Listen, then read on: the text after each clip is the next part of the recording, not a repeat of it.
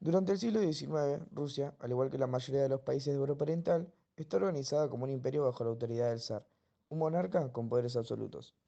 La economía de esta Rusia era fundamentalmente agraria, y su población estaba compuesta por una gran mayoría de campesinos pobres, una minoría privilegiada de nobles terratenientes y de propietarios rurales ricos. Mayoría de campesinos pobres, una minoría privilegiada de nobles terratenientes y de propietarios rurales ricos. En las últimas décadas del siglo, el gobierno ruso alentó las inversiones extranjeras con el objetivo de impulsar la industria, que se desarrolló en algunos centros urbanos, pero la agricultura continuó siendo la base económica. La Revolución Rusa. En 1905, el zar Nicolás II enfrentó la fuerte oposición de grupos políticos que tenían ideas liberales apoyados por los estudiantes, obreros y burgueses que exigían el establecimiento de una constitución liberal y un régimen político parlamentario. Estos fueron reprimidos y las reformas liberales fracasaron. Después de un tiempo, en 1917, se produjo en Rusia una revolución que ejerció gran influencia en el desarrollo histórico del siglo XX.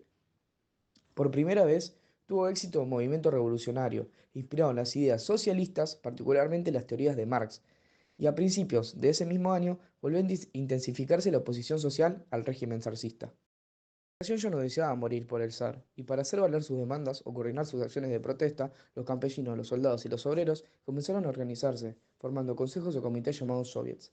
La proliferación de soviets, de soldados, de obreros y de campesinos, crearon las condiciones favorables para que estallara una revolución social, y en febrero de 1917 la movilización popular forzó al zar a abdicar, y a los dirigentes de los partidos políticos liberales se hicieron cargo de un gobierno provisional, presidido por Alexander Kerensky. Este gobierno no pudo dar respuestas rápidas a los reclamos sociales y decidió continuar participando en la guerra. Frente a esta decisión, los soviets de campesinos, por su propia iniciativa, comenzaron a ocupar las grandes propiedades rurales y a repartirlas. Los soviets de soldados abandonaron el frente de guerra y apoyaron a los campesinos. Los soviets de obreros, alentados por la propaganda de los revolucionarios socialistas llamados bolcheviques, ocuparon las fábricas, y ante esta situación, los partidos moderados y el gobierno fueron incapaces de hacer respetar sus decisiones. La crisis política favoreció la revolución social, y el dirigente que con más claridad advirtió esta situación fue el bolchevique Lenin, quien propuso la lucha parlamentaria y promover una insurrección desde los soviets, quienes habían organizado las protestas sociales. Su táctica resultó muy efectiva, ya que logró unificar las protestas contra el zarcismo. El tiempo pasó y los días 24 y 25 de octubre, los soviets de Moscú y Petrogrado, controlados por los bolcheviques y con el apoyo de una guardia roja integrada por obreros y soldados armados, ocuparon los puntos claves de la capital imperial y tomaron por asalto el Palacio de Invierno. En solo 24 horas y sin encontrar demasiada resistencia, un pequeño grupo de revolucionarios ocupó el poder político del vasto imperio ruso. Las primeras medidas del gobierno socialista, llamado Consejo de los Comisarios del Pueblo y presidido por Lenin, intentaron satisfacer las demandas de los grupos que apoyaron la revolución. Los bolcheviques habían prometido convocar una asamblea constituyente para determinar cuál sería la forma de organización política del nuevo Estado. Y en noviembre de 1917 se realizaron elecciones, en las que el Partido Socialista Revolucionario, representante de los intelectuales, la pequeña burguesía y los medianos propietarios rurales y urbanos, con el apoyo de los campesinos, superaron a los bolcheviques.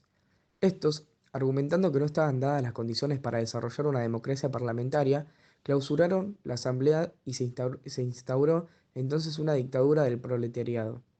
Esto es, según Lenin, un estado en el que los obreros, representantes por el partido bolchevique, limitan la libertad de los opresores, de los explotadores y de los capitalistas para eliminar los residuos de la sociedad burguesa.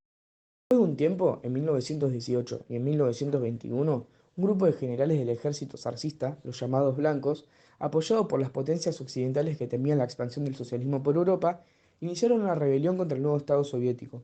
La mayoría de la burguesía industrial rusa asociada al capital extranjero y temerosa de perder sus propiedades, colaboraron con la rebelión de los blancos. Para afrontar esta situación, el gobierno soviético tomó medidas drásticas.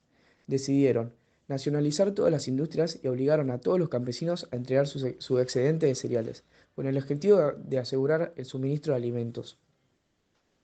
Después de 1921, fueron prohibidos todos los partidos políticos excepto el bolchevique, quien comenzó a llamarse Partido Comunista, y también fueron prohibidas las facciones dentro de este. Tras la revolución llegó el establecimiento del régimen bolchevique, que tuvo un gran impacto ideológico en todo el mundo. En Argentina, la revolución rusa y las ideas socialistas y comunistas que surgieron de ella influyeron en el pensamiento político y en las demandas sociales. Mientras tanto, en Argentina, el 12 de octubre de 1916, asume la presidencia Hipólito Yrigoyen, rodeado de una multitud popular que felicitaba la llegada a su cargo en las calles de Buenos Aires por parte de sectores populares como obreros, docentes y empleados públicos. En este se decía que Irigoyen tenía un liderazgo personalista, ya que tenía una conducción basada en la adhesión personal que despertaba su figura. Consolidar esta actitud a través del contacto directo con los ciudadanos y de un estilo de vida reservado. Irigoyen evitaba dar discursos en público, lo que le dio un cierto toque de misterio a su figura y respeto que lo fortaleció a su prestigio. El 13 de febrero de 1912, durante la presidencia de Irigoyen, fue sancionada la Ley Sáenz Peña, la cual estableció que el sufragio debía ser secreto, obligatorio y universal. Esto fue un gran avance para la democracia del país, ya que los anteriores gobiernos estaban dominados por el fraude. A principios del siglo XX existían en la Argentina 3 universidades nacionales y 2 provinciales, reservadas únicamente para las élites locales. En 1918 se inició una rebelión en la Universidad de Córdoba a raíz de la designación de un nuevo rector de origen conservador.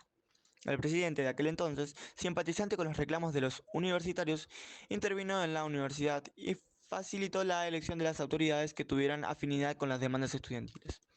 En pocos meses, las protestas se extendieron a las demás universidades argentinas y otras casas de estudio del continente. Mientras tanto, la Primera Guerra Mundial tuvo un impacto que ya se mostró nuevamente una creciente vulnerabilidad externa. Durante la guerra, las universidades estadounidenses comenzaron a desplazar a las de origen británico en la Argentina. Esta circunstancia fue conformando un esquema de comercio triangular, en el que el país exportaba a Gran Bretaña productos provenientes del agroexportador y, con las divisas obtenidas, importaba productos manufacturados de los Estados Unidos. Durante el gobierno de Irigoyen se desarrolló la política laboral. Esto fue innovador porque asignó un papel de árbitro entre los obreros y empleadores. El presidente priorizó la negociación con las agrupaciones obreras lideradas por los sindicalistas debido a que estas organizaciones eran moderadas y se limitaban a realizar reclamos sociales. De finalizar su mandato, Irigoyen impuso a la fórmula presidencial Marcelo de Alvear y Edipo González para sucederlo. Alvear pertenecía al Partido Radical e integraba una de las familias más ricas y tradicionales del país. Esta doble filiación lo convirtió en un candidato ideal para intentar atenuar la creciente oposición política de los conservadores. El 2 de abril de 1922, la fórmula oficialista se impuso con comodidad en los comicios presidenciales. El gobierno estuvo asignado por constantes disputas políticas, en especial dentro del propio Partido Radical. Alvear se pronunció en contra de las numerosas medidas características del gobierno anterior, como el aumento del gasto público sin control y las intervenciones federales por decreto. Estas posturas anti-irigoyenistas proporcionaron una tensa relación con el vicepresidente González durante su mandato. En esta se comenzaron a distinguirse dos tendencias políticas irreconciliables dentro del radicalismo. Por un lado, los personalistas partidarios de Irigoyen apoyados por la clase media urbana, y por el otro lado los antipersonalistas que se oponían a la permanencia política de Irigoyen. En el mandato de Alvear también se consiguió con un periodo de bienestar económico internacional, que se basó en el nuevo papel de los Estados Unidos como principal acreedor de capitales y de exportador de productos manufacturados. A esta época se les llamó los dorados años 20. La reconstrucción del mercado mundial permitió la reconstrucción del modelo agroexportador. La producción y la exportación de los cereales aumentó significativamente y la Argentina alcanzó el primer puesto en la venta de maíz y el tercero en la comercialización de trigo a nivel mundial. Mientras el sector ganadero produjo un aumento sostenido de las exportaciones de carne vacuna, al mismo tiempo decayó el poder de negocio de los ganaderos criadores y se consolidó el poder de los frigoríficos extranjeros. Mientras tanto, en la producción industrial, la recepción de mayores inversiones internacionales, el crecimiento de la demanda interna y el aumento de las tarifas aduaneras impulsadas por la administración de Alvear hicieron que durante la década de 1920 también importantes firmas estadounidenses se instalaran en el país, entre ellas Ford, General Motors, Park Davis, Colgate, entre otras filiales que adquirieron mayor parte de insumos industriales en las casas matrices de los Estados Unidos y en consecuencia garantizaba la demanda sostenida de productos manufacturados de este origen. También en la política petrolera se asentó bases estableciendo un control sobre las tareas de exploración debido al hallazgo de petróleo que se había realizado en un territorio nacional en 1919. Irigoyen había enviado al Congreso un proyecto de ley para organizar en 1919. Irigoyen había enviado al Congreso un proyecto de ley para organizar un ente estatal, la administración denominada Dirección Nacional de Yacimientos Petrolíferos Fiscales, YPF. Como los senadores conservadores rechazaron esta iniciativa, el gobierno de Alvear la estableció por decreto el 3 de junio de 1922. El presidente Alvear brindó todo su respaldo a un nuevo organismo petrolero y designó al militar e ingeniero Enrico Mosconi como su primer director, que promovió una política de carácter nacionalista y enfrentó firmemente los intereses monopolizados monopolicos de las compañías extranjeras.